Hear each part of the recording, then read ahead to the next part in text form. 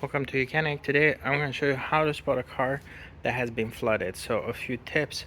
If you're looking to buy a car and you suspect it was flooded, there's a few things you can check. Now if you can take off things like carpet and things like that, that's the last thing, but we're going to start with the basics ones, because if you're looking to buy the car, then you probably won't be able to just be pulling out carpets and do things like that. So let's take a look at the first thing. If you look in the engine bay, if you look at things like strut tower bolts, you will notice rust. If you look at the engine block as well, you'll see this kind of like white, depending what material the block is, but in this case you can see these white dots over here. You see some of the bolts, they might have a little bit of rust. So like if it's a bolt, an Allen bolt for example, that could hold water in the center, that's going to show that, because the water probably caused some rust in there. You can see on this side we don't have as much rust over here. Let me show you another engine that doesn't. So you can see these white parts on this engine block. This has been submerged in water. Let me show you another one that hasn't been. So here's another one. This, I mean, if it's depend what place, what climate it comes from, you can see a little bit of it, but this is not from flood. On the other one you see this white stuff like all over the valve covers. So that's one. And rust on the bolts. So like if you, this one hasn't been, but this bolt on the other car for example would be rusted right there, because water would sit there and then it will cause that to rust. So that's what you want to do. You inspect the engine, and then so that would be the first one. Of course you can look for smells inside. If it smells like mold and all of that, then you know that was something going on. That car might have been flooded. Next one is if you can have the car and pull out carpets, especially the floor carpets there. You can see sometimes there will be water just sitting right there, but if it's not there, if you look at the cushions themselves, you can see this one.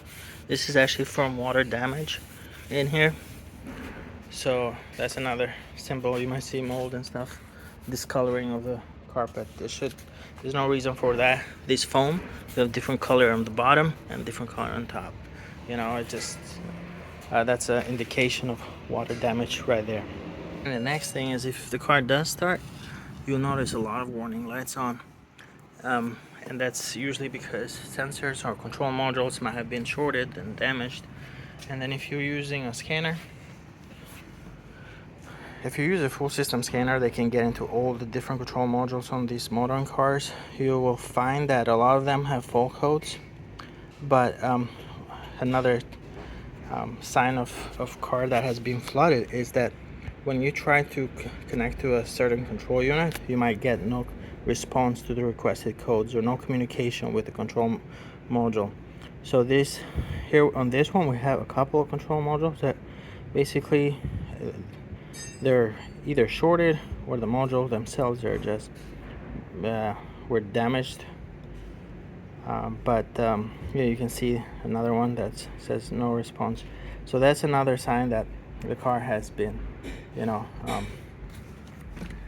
has had water damage. In here you can see on this side right here, you can see pretty good rust, and that's not normal. But if possible, you can look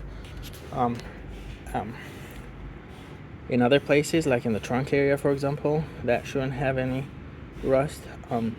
Looking under the vehicle, it's not really unless you know that specific vehicle very well, it's not a good way to check for rust, because a lot of especially Asian cars, they tend to show a lot of rust, and rust just on their own after a few years. So if you are only trying to look under, checking control arms and things like that, those are going to show signs of rust even if the vehicle was not flooded. So you want to check on things like typically up on top or inside or in the trunk that have no reason to show any signs of rust, because water typically doesn't go there.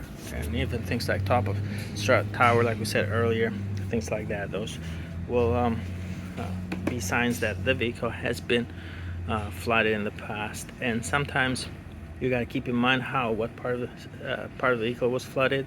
Sometimes just the back might have flooded and not the front. And those cars don't usually have as many issues. But if the front of the vehicle has been flooded, then it's and you buy that car, even if it runs and drives fine right now, over time, modules will start develop rust, and that will start giving you trouble. Like in this case right here, you can see this module right here. It's got rust or signs of water damage all over.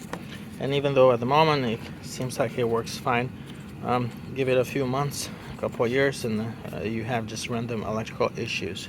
So that's it. That's how you can spot a car that's been flooded. Thank you for watching YOUCANIC, where you can be the mechanic.